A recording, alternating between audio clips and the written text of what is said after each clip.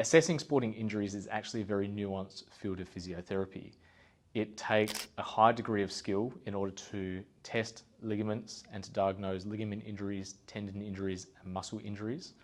There are protocols which dictate when we need to refer off for scans, such as X-rays or MRIs.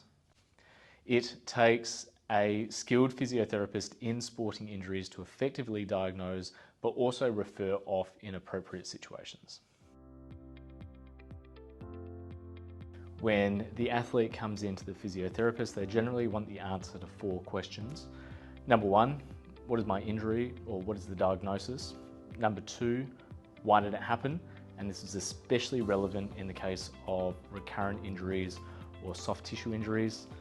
Number 3, what is my prognosis? And then number 4, what is the plan of attack in order to get me back on the field and playing my sport?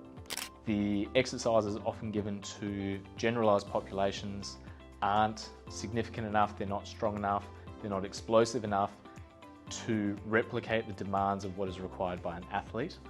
For example, sprinting actually carries about 9 times body weight load through the hamstrings compared to light jogging, which might transmit only about 2 to 3 times body weight load going through the hamstring. Therefore, the athlete that requires hamstring strengthening in order to prevent recurrent strains often needs a significantly higher degree of strength through their hamstring compared to the everyday person.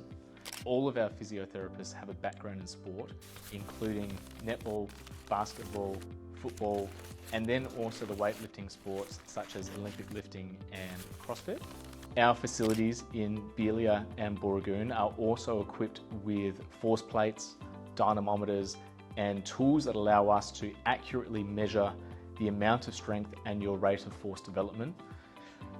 This means that we can get you back to your pre-injury levels, we can get you appropriately strong for your sport, and we can also prevent those injuries from coming back.